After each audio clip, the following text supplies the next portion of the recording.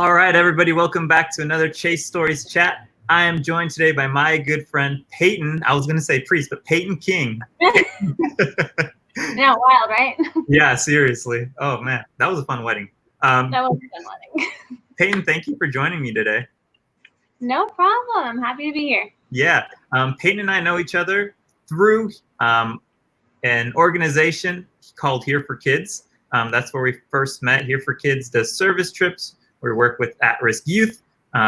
We did a trip to the Dominican Republic, and that's where I met her, as well as her husband. And Paighton and I are birthday buddies as well. Fun fact. It's a true story. April 26th. And so we bonded over that, as well as our love for the DR and for kids. So Paighton is a very good friend of mine, and I'm really happy you're here. Thank you. Thanks for having me. Yeah, so it's tradition here, Paighton, that we always start off with a cheers. So I'm glad you brought a beverage, aka your water bottle. I also have my water bottle. We both actually came back from working out, so yeah, hence the wet hair and workout clothes. So. Yeah, I took a shower, but my hair dries up much quicker. Yeah, so sure. open these up real quick, or for me, cheers. Cheers. Boom. And Paighton, I didn't tell you this, but we always start off with the hardest questions first. Oh no. So here is your question. Are you familiar with, I've asked a couple people this, but are you familiar with the animal, the red panda? Yes. Is the red panda a raccoon or an actual bear? Ooh, that's a good question. I think it's a raccoon. There is no right or wrong answer. Dang it! I was really hoping I was right. But actually, there is a right answer. I'm not exactly sure, but I just asked the questions. I don't know the answers. Oh, good, perfect. Yeah, exactly. We're going to keep it open ended, and I'll have a poll at the end. Okay, sounds good. now I'm actually going to look it up later, but yeah, really, I'm going to Google it. Paighton, could you tell us a little bit about yourself? You know, where you're from, your background, and what you do? Yes. So I was actually born on the East Coast. I was born in Virginia, and then me and my family moved out to the West Coast when I was like 10. I've been here ever since. Me and my husband live in Orange County right now. I am a pediatric nurse at Chalk Children's Hospital. I work on a floor that works with like oncology patients, hematology patients, neurology patients, like kind of like everything. So I really, really love my job, and I really just enjoy what I do, and it's a blessing from the Lord for sure. So, yeah. How did would you always know that's something that you wanted to do, or did you kind of find out later on? I definitely did not know that was what I wanted to do. When I was younger, I was like, ew, blood, no, like anything like that. And then I was actually planning on being a lawyer. Wow. But when I was like right before I was about to go to college, I went on a trip with my mom and my sister-in-law now. And we actually saw like a pretty bad car accident. It was really sad. There was like a couple of people that passed away actually. And it was just like one of those moments where we pulled over and we helped out like in the best way we could. I mean, I don't have the experience I have now, obviously. And it was just one of those like really sobering moments where I was like, I need to do this. Like, I want to help others. Like, I want to know what to do next time. And I just really felt like the Lord was like, this is what you need to be doing with your life. Like, you need to be a nurse. So it was a really, really weird, random thing and sad, but it turned out to be like what my life calling I felt like was. Yeah, well, it's kind of crazy how things like just moments like that out of nowhere, and like, also, this is what I got to do. Yeah, it was wild for sure. What was the process of becoming a nurse? I'm sure that's not something easy, and I just remember from your Instagram stories and the amount of work you've had to do is pretty insane. Yeah, it was really crappy. It was totally worth it. I went to college at California Baptist University, which Marcelina knows like a ton of people that go there. Yeah. And it's a 4-year program. You do some prerequisites and then you do a 3-year nursing program. So I did it in 4 years, and then you have to take a really hard test at the end of it all. And if you don't pass it, it like totally sucks. But luckily I passed, and here we are. And I'm actually going to go back to school to be a nurse practitioner in the fall. So we'll see how that goes. Oh, that's awesome. Congratulations. Thanks. We'll see. Where are Not you? excited. No, I mean, I'm sure. Just I'm sure you will be excited once you're in it. Yeah, hopefully. Yeah. Where are you planning on doing that? Cal State Long Beach. It's like, I don't know, like 20 minutes from us. So it's not far, but it's all online because, #COVID. So Yeah. Thanks, COVID. Thanks. yeah, for thanks, COVID. I've been saying that forever with like on every single one. Like, thanks, COVID. Thanks a lot. Yeah, just thanks for everything, man. Let's talk about your experience at Cal Baptist. I know, I feel like that's probably, affected you a lot in who you've become now. Obviously, like through your relations, that's where you met Danny as well. And that's how we met too. That's how we met as well, obviously, for kids and Cal Baptist. Yeah. Cal Baptist was cool. I really liked it. I met like some of my best friends there, which is really awesome. And I met obviously my husband, which was pretty cool. I mean, it's all right. Yeah, he's all right. I don't know. I kind of like him, I guess. But it was a good school for like what I wanted to do, and I'm just really thankful for like the relationships it gave me. And like I wouldn't have heard about the Dominican Republic without it, which thanks Jordan Giusti. Shout out to you. Shout out to Jordan. Yeah, because he told my husband about it, and then Danny told me about it, and then that's how I met Marcelino. And so there's so many relationships I would not have, and like passions I feel like I wouldn't have without that school and that experience. Yeah, go into those passions that you think that you've discovered through there.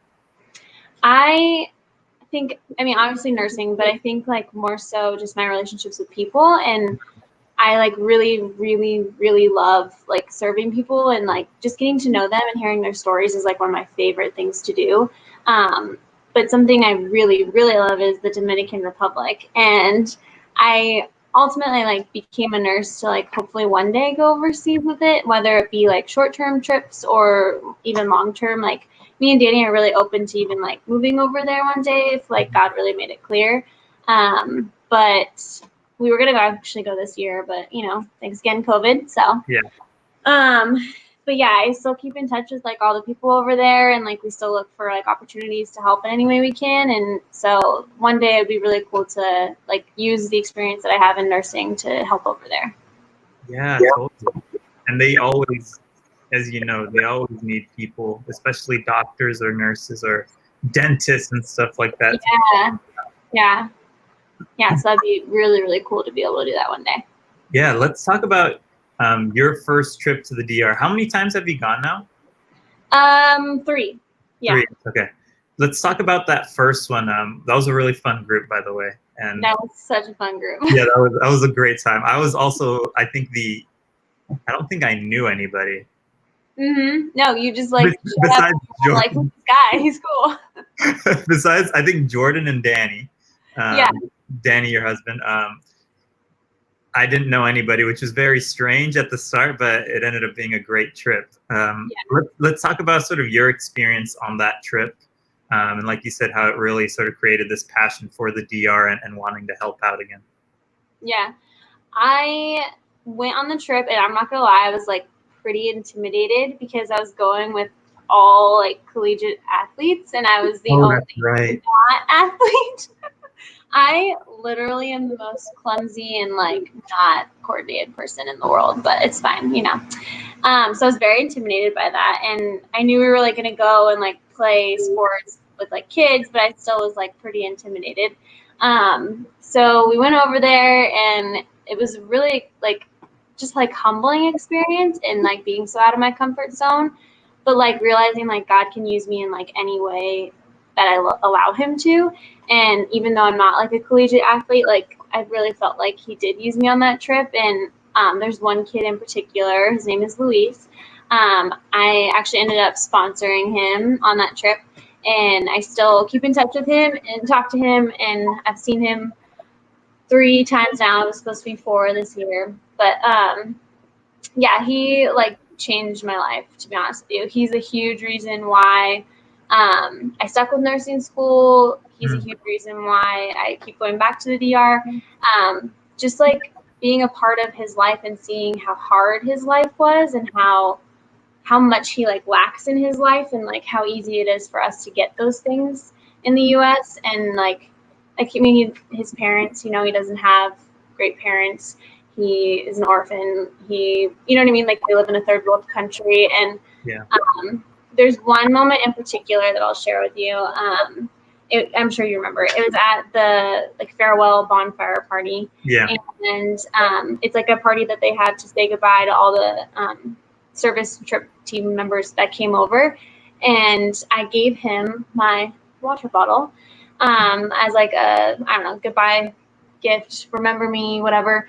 And he literally was like bawling his eyes out over it. And I was like, I'm so confused. Like, this is a water bottle. Like why does that mean so much to you? And like, it just made me really realize like that these kids like really have nothing, and like getting any kind of like love and attention from like someone who's older than them and who may resemble like a parent or a sibling or something, like that can change their life. Like that is something they so incredibly need. And I was bawling, and like it was seriously like such a humbling experience to be like, I have so much, and like what am I doing with it? You know what I mean? Yeah. So, yeah. I think I've talked about it before too with I forget who it was, someone else that went on a trip. But every time I go on those trips, it puts so much stuff into perspective. Mm-hmm. And I feel, you know, sometimes we really need that reality check. It's really easy to get caught up in everything that's going on here in the US, and then just your own personal life. And then you do something like that, or you go somewhere like that and you meet these incredible people and who have hardly anything, yet give you so much. And it really, you know, puts things into perspective, and which is why I've gone back so many times, and I'll continue to go back, hopefully post COVID. I know, but and I couldn't agree with you more. It's such an incredible experience, and like you try to go over there and you're like, I'm gonna serve these people and like help them and blah blah, and you honestly come back with like just feeling like so much more like they served you, just in how they loved you. And like, you know what I mean? Like they'll make you endless cups of coffee and like give you whatever they have. Like they give you the shirt off your back, and I'm like, that's just crazy. Like they just truly know how to like love people in such a like pure and like honest way. So it's such an incredible time over there. Always. And I always get something new every time I go. There's always something new to learn, and that you can bring back. How do you, after coming back from those trips, how do you apply what you've learned there into your daily life here in the US? It's a tough question. I think it's like one of those things where I really just try to remember like there's so much to be grateful for here, and so much that we've been blessed with just by simply living in the US. And like I try to kind of like live my life in like a simpler way, which I mean, I live in Orange County, which is not exactly a simple way of living out here if you've been out here. But I mean, it's kind of one of those things that like me and Danny kind of constantly keep each other like accountable for. Like, hey, do we really need to buy this? Like, do we really like, can we like give our money somewhere else to help someone else? Or can we be like serving in our church more, or serving our friends more, or family members more? And so I think like just kind of remembering like how we can give what we've been blessed with to others, instead of just like using it on ourselves all the time. Yeah, totally. I like what you said earlier too about how you never know just how much loving somebody or showing that you care for somebody will affect someone. Yeah. And after you saying that, that's something that I kind of want to incorporate now more as well in my life. Yeah. Which can be as easy as like sending a text. Exactly. Yeah. And like, I think it's so easy when we get caught up in our own lives to like forget that. Like, you're like, I'm so busy, I have work and school and all this stuff, but it's like it takes 2 seconds to like send a text to a friend and be like, hey, I'm thinking about you today, and like I miss you and we should catch up soon, and you know what I mean? Like, yeah, it's making me, this conversation is making me think too. Yeah, right. I think that's the whole point of these conversations is to. I mean, it's in all of them. It's helped put a lot of things into perspective for me and forced me to think about some things to apply to my life as well, which is why I do them and why they're so fun. They're awesome. I'm excited. Yeah. So for your wedding, which I thought was super cool, you included. As they have like what are those things called where like the list of gifts. Oh, registry. The registry. You had your. I'm so bad at this. I honestly forgot to. Danny just shouted it at me. Shout out to Danny. Oh yeah, registry. On your registry, you had sponsoring a child in the DR. Do you want to talk a little bit about sponsorships? Yes, I do. So basically, sponsoring a kid in the DR, it can either be like a child that lives in the orphanage there, and it's called the ARC, or it can be in the school. And either way, like the child is being provided for in such incredible ways, even if they're not like living there, because the school provides 2 meals a day if they need it, and it provides education. It provides like learning about the Lord, and then living in the house. Obviously, they get so much love and attention and toys and gifts and food, and you know what I mean. And so a lot of these kids are orphaned and really, really severely impoverished. Like they've been either physically abused, sexually abused, like neglected. And so Kids Alive like goes in and kind of offers those kids like a way out. And so a lot of those kids have actually ended up going to college and like getting married and like getting these incredible jobs and stuff. And so it actually like gives them a chance at like life. So it's only $40 a month. Well, really $39. Just round it up 40. And $40 a month to sponsor a kid, which literally if you just give up eating out like once or twice, like boom, you're there. You know what I mean? Right. Yeah, it's like nothing. So, and they're really in need of it right now. I actually just talked to Leslie and Vic on Monday in like this little Zoom call, and they're really, really hurting right now because of COVID. A lot of people have had to like drop through their sponsorships, and so they could use all the help that they can get, to be honest. Yeah, and just to give everybody some context about who Kids Alive is. Kids Alive is a nonprofit that runs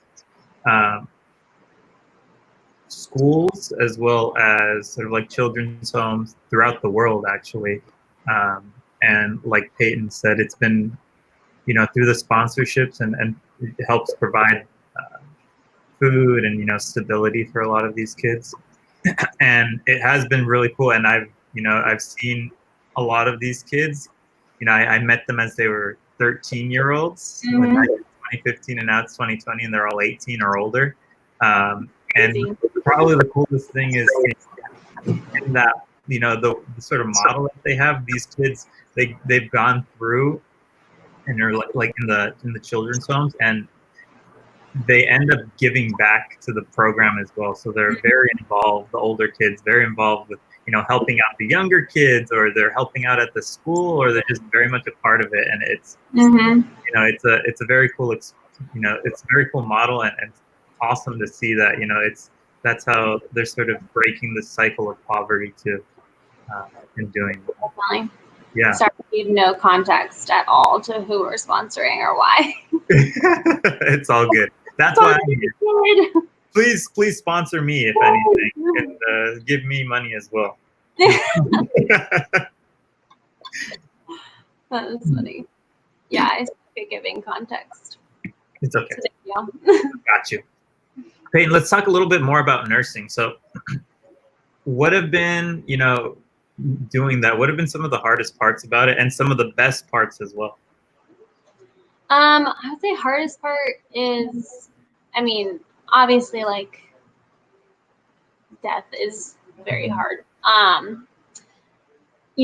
Those are not days that I would wish on anyone, but being able to be there for a family in that was like one of the most humbling experiences of like my whole life. And just like knowing that I was placed there for a reason, and that like God chose me for that day, like it really helped me to like kind of cope with it and deal with it after, because it definitely like messed me up for a bit.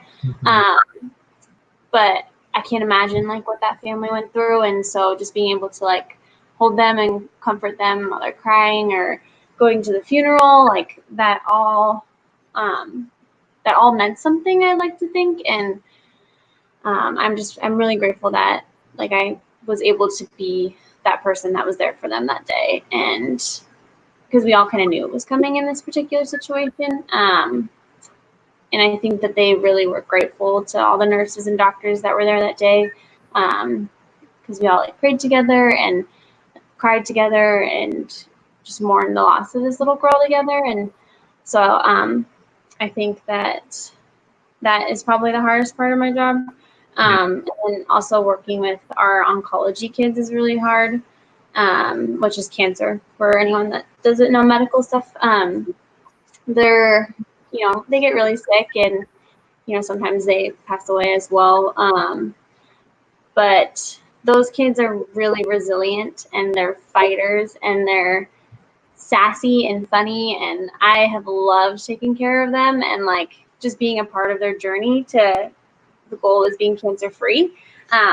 So that's been really, really cool, and probably one of my favorite experiences about working with kids in that particular population. Is just seeing the way they fight like hell, you know what I mean? And they're so much stronger than us as adults. Like, I'm like, dude, some adult would be being and moaning about this, and you're like sitting here like tough as hell. And so Yeah. I've really enjoyed that aspect of it a lot, to be honest with you. Yeah, that's me when I get my colds. Yeah, I know. Danny too. I'm like, geez. The thing is, the man cold is a real thing, and it is very difficult to deal with. Not actually. Literally, sometimes when he gets colds, I'm like, I need to leave because you can take care of yourself. You're fine. Men are so dramatic. I'll Preach. I'll call myself out. I'm very dramatic. And you too. I know you are too. Yeah, he's not owning it, but I'm proud of you for owning it. Thank you. I'm trying to. Good. So yeah, I mean, just thinking about what you said, and you brought up, at times, you have to deal with, people passing away. You talked a little bit about, how the mindset you have on like how to get through it. Do you ever feel like, how long have you been working there, by the way? I didn't even ask. 3 years in August. 3 years. So do you feel like you've gotten, in a sense, like desensitized to it and it happening, sort of, I don't know, as a way to cope? Or, how are you, how do you cope with that sort of stuff? Because I'm sure, I mean, at least if it was me, I feel like I'd, without, you somehow just build a bond without even trying. And, you see these people more than once, you start, building a rapport. And so how do you go through that? That's a really good question. I don't think I've gotten desensitized to it. I think I can understand why nurses do. It's very easy to just be like, I'm just not going to deal with this. I'm just going to turn it off and do my job. But like, I don't ever really want to do that. I would rather, feel all the things and feel all the emotions and the pain that goes with it than like become like that, because I've found that in doing that, I can build stronger relationships with my patients and families, and like build a better rapport, and they trust me more, and we grow super close from it, which I know a lot of people would be like, that's not a good idea, like they're your patient. But they don't really have, like, when they're in the hospital, like, especially right now, because you can't have any visitors except for one parent. Yeah. They don't have anyone to support them, like, physically in the flesh. You know what I mean? So if I can do that for them, then why not? Like, why would I not want to serve them in that way? Yeah. And I almost feel like, I guess that just shows as well, like, your passion for what you do. I don't know, how the other people feel, but if it was just going about it just as a job, I'd kind of feel like it'd be tough to stay motivated. Yeah, that's how I feel too. Like, then why even do the job? You know what I mean? Like, yeah. Do you ever feel like, just so down and you don't want to go to work, or just like really unmotivated? Oh yeah. I think everyone feels that in Yeah. any job, but yeah, there's definitely days where I'm like, man, I do not want to go to work tomorrow. Yeah. How do you get through that? You just do it. You just wake up and you do it. Yeah, but there's times where I'm like, I am so tired. Like, I just want to sleep in and not stand on my feet all day. But then I'll get to work and like something really cool happens. Like, I have like a really special moment with like a parent or like a kid I make smile and laugh that hasn't done that in days, or you know what I mean? Like, that's the kind of stuff that brings me back every time. And truly like humbles me and puts me in my place. Like, dude, you should be thankful. Like, you have a dream job. Like, stop complaining, Oh yeah, totally. I have to remind myself that too. Yeah. I also, do you feel like you get, I think you already described it, like you get your energy from the people and the conversations that you have with, your patients and the families? Oh, definitely. Like, just even like going and like having like those kind of moments with them, I'm like, yep, this is why I do what I do. This is why like God has made it so clear that I am supposed to be here, is just those constant reminders. You know what I mean? Yeah, totally. I feel the same way. Like working with my preschoolers, they're Yeah. like some So days I don't, they're cute. best age group. Seriously, the best age group. They're so funny, and like I can't handle them because they're brutally honest. Oh To the yeah. point where Like, you look fat, or you're ugly, and I'm just like, what did you do to your hair? I'm like, this is my normal thing, but or you're like 50, right? No. oh, they'd never know how old I am. They always guess, yeah, at least 100 every time. Yeah. Oh yeah. I was told by a patient like a couple of days ago that I was 12, and I was like, that's scary that I'm your nurse and I'm 12. That's really scary. Really went through the whole system real fast. A Oh genius, yeah. they might say. Yeah, definitely. It was really funny though. Yeah, preschool is like my favorite age though. Oh, they're hilarious. But I definitely feel like I as well like get my energy from those little like relationships, or those small funny moments, and that's Yeah. that gets me through the day. And especially with COVID and having to do everything online, Oh yeah. that was really tough. I felt more tired doing like a 3-hour thing with the kids than an Mhm. actual 8-hour day in person. I bet. Like, it's just like, how do you even get your energy from that? You're just staring at a computer trying to like get preschoolers to listen to you. Like, and their attention span is like that of a gnat. It's just like, Yeah, essentially I'm just trying to do a performance to keep their attention for at yeah, least. oh yeah. You're just like trying to be like at a 10 the whole time, I'm sure. It's draining to say the least. Oh yeah, I bet. Oh, I hope this ends soon and we can all just go back to being together. Yeah, agreed. You talked a lot about, or earlier you talked about how you love just building relationships with people and sharing stories. How do you like do that? How, like, what is a strategy? Because it doesn't come easily to everybody. And honestly, I've been thinking about it a lot, and it's something that needs to be practiced Yeah. and built over time. How do you feel like you like build relationships and get people to create that trust? That's a really good question. I found that in my life, like for some reason, like, and I have no credit to take for this other than I think like God like uses me in this way, is that like people for some reason like tend to just like tell me a lot of stuff, and I have no idea why. And like sometimes I'm like, oh my God, this person's just like confessing their whole life story to me, but it like sparks such cool conversation, and then like it gives me opportunities like to like talk to them, give them advice, or help them. Not like I have much advice to give, but it's like it's just like good to hear their story and like understand so much more like where they came from and like why they are the way that they are, because so much like is played into like by the way that you were raised. Yeah. And so I love like hearing stories, like people's testimonies or people like the way that they grew up and like why they chose what they wanted to do with their career, whatever it may be.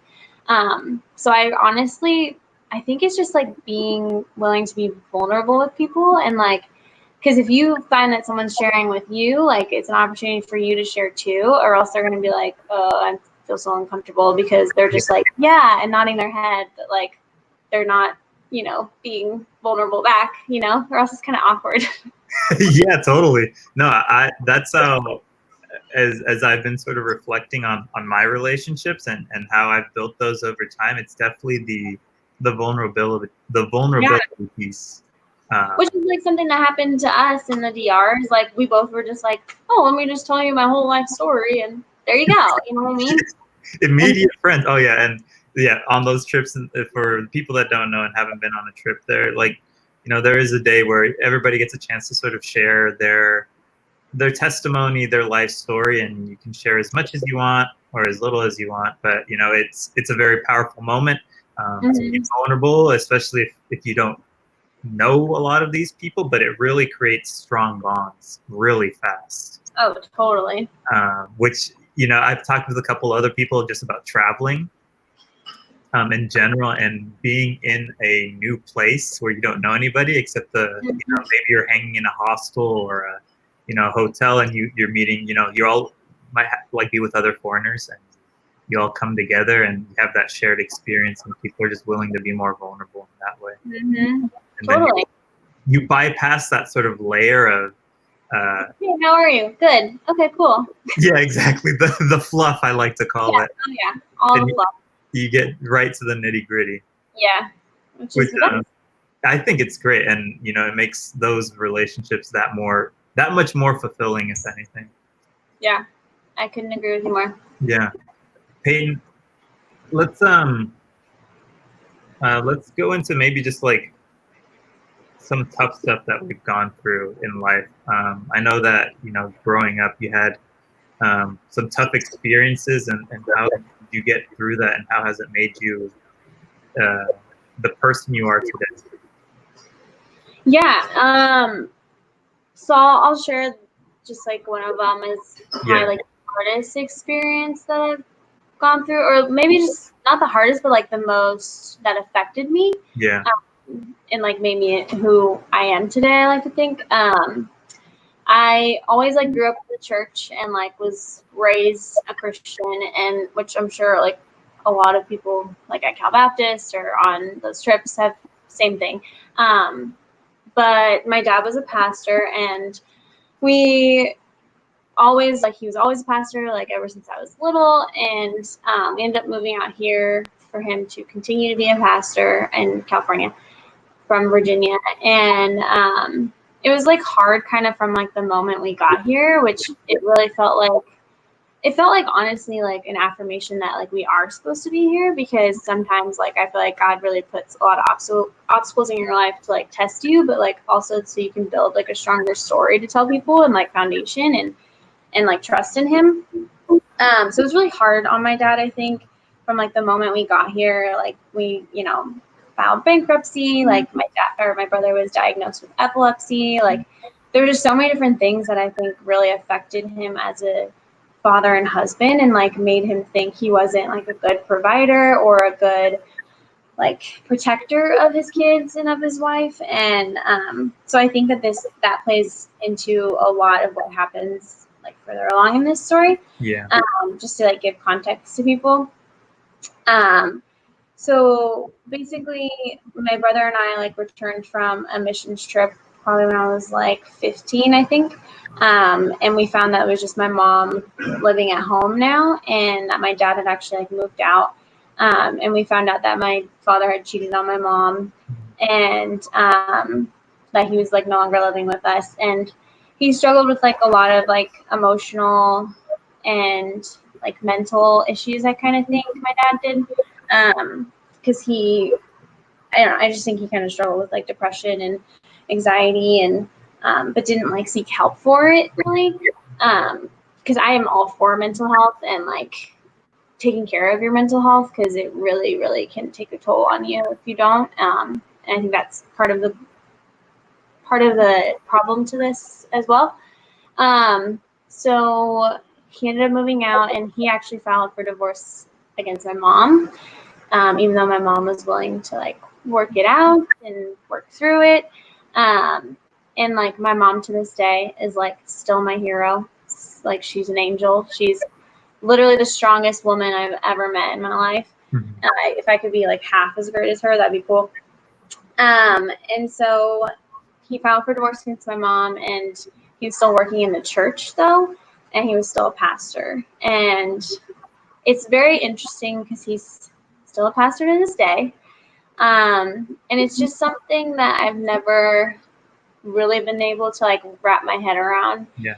In the context of like I was raised in the church, and like I'm not about like all the rules and like religion. I'm about the relationship with Christ, yes, but like you're also a leader in the church, and you're also leading a group of people, and like that's a very high responsibility. And so to lead someone when you yourself are not leading in a good way, or even like leading your family in that way, I think really speaks volumes about like who you are and like really where your heart is.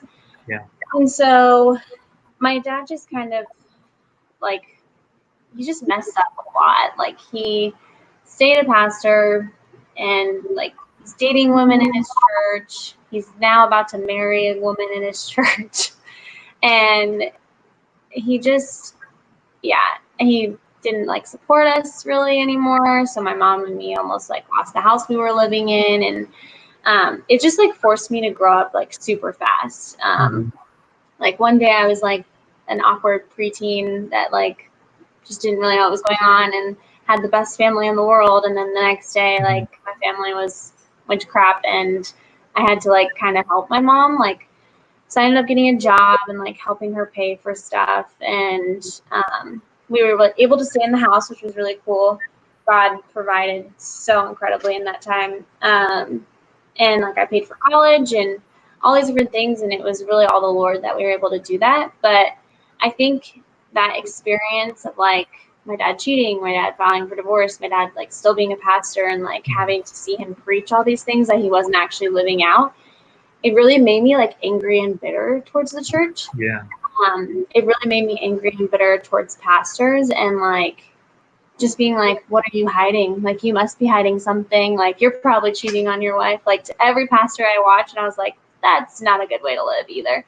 And I think like the way that I worked through that was just realizing like people are humans, and like people make mistakes, but like realizing I can find a church that has like good values and good morals, and like just have to like, yes, use my discernment, but like also trust that like not everyone is gonna do those kinds of things, and know that like God has that church open for a reason. God has like that pastor up there for a reason.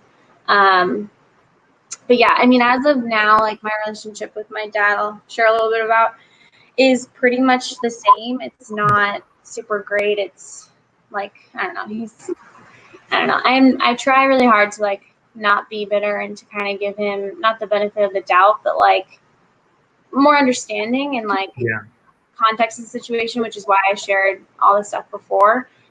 But he still continued to make decisions that I don't agree with, and that I don't think should happen. And that's just based on what he's taught me all my life. That's based on what I feel like I've read in the Bible, and like what I feel like I've learned from my family, and like from people, like leaders in the church that I trust. And so I try to like be kind to him and like give him grace, and I've forgiven him for cheating and the divorce and all that stuff. But it's the things he continues to do that I am not a huge fan of. And so our relationship is pretty surface level. I mean, I like barely hear from him anymore.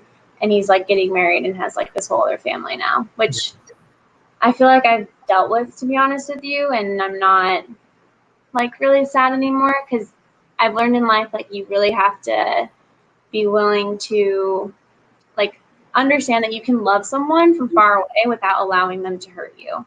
And I think that that is still like Christ-like. I think that that is still like rational to believe in, because why would I allow someone in my life that continues to hurt me? You know what I mean? Yeah.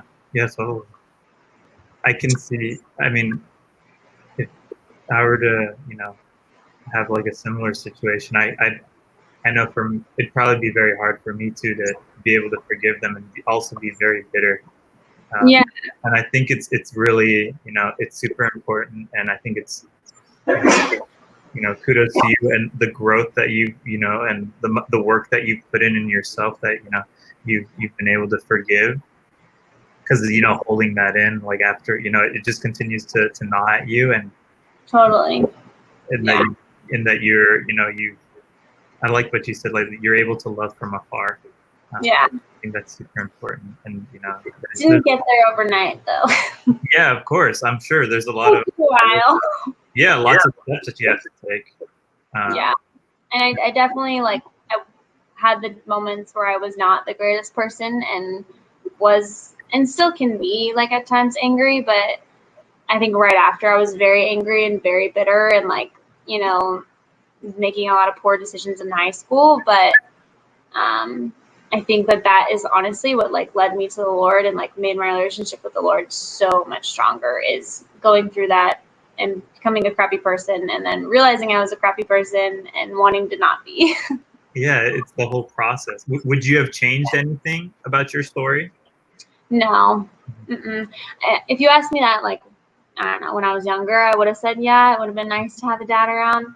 But now I'm I don't really need him around because I have a heavenly father that I love. And I have so many other relationships to be grateful for. Me and my mom were not close at all before all this happened. And this forced us to become best friends. And then my brother really stepped it up when I was going through all that. And he kind of became my father figure in a way. And I still owe him so much and thank him so much for the impact that he had on my life. Literally the day that we found out, he turned to me and he was like, I'm going to be the father figure you can look up to. I'm going to be here for you. And I was like, okay, but not realizing the weight of that until later, and just seeing all the stuff he has done for me and how much he's loved me and poured into me. That was a huge reason why I ended up okay, I think, out of all of this. Because without my mom and my brother in that situation, I think I could have easily become a way different person, Yeah, that support system is really important Mm-hmm. to have that. Let's talk a little bit about your mom. Feel free to gas her up. Tell me all about her, because I know very much about her. She is the best. Oh my gosh. She's actually coming out to see us in I don't know, 30 minutes or something. Awesome. But she literally name it and she's gone through it in her life. Woman has been through it all. She has conquered it all. She's seen it all, and she's come out stronger than ever. Her relationship with the Lord is something I so admire and am in awe of, because just knowing all the stuff she's been through and seeing how she can still be thankful and grateful and love others and serve others so well. I'm just I don't get it. I feel I would be so bitter and angry, and here you are independent, strong as hell, and you can serve your others and serve your family and so well. You know what I mean? So she's incredible. That's awesome. And what a great role model to have as well. Mm-hmm. And I can, you talking, about her serving other people. I feel you've really taken that piece and learned from her. And that's what you're really sort of putting into practice too. Thank you. You're very kind.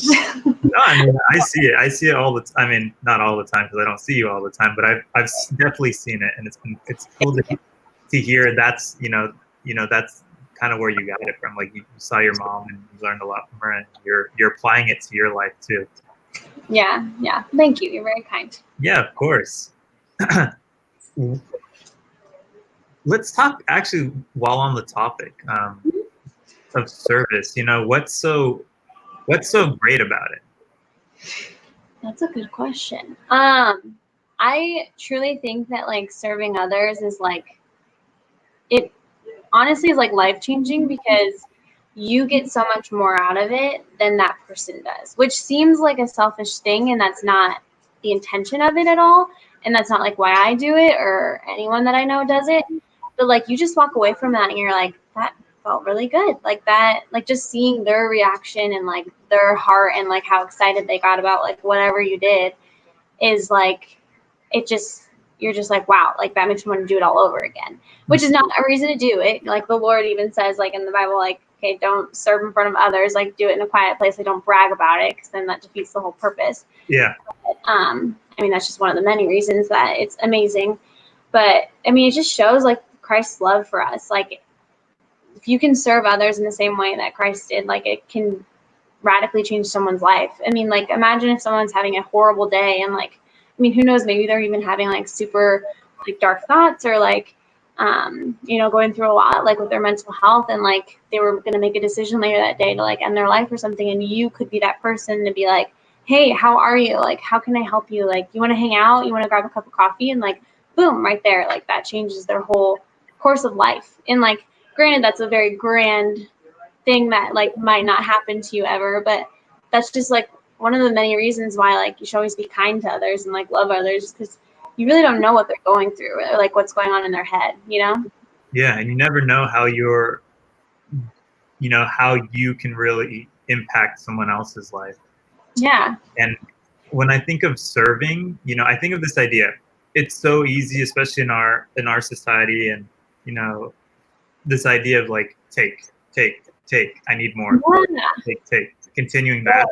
And it's, at least for me, I mean, I'm just gonna share my experience, and Yeah. you reach a point where you don't feel fulfilled anymore continuing to take.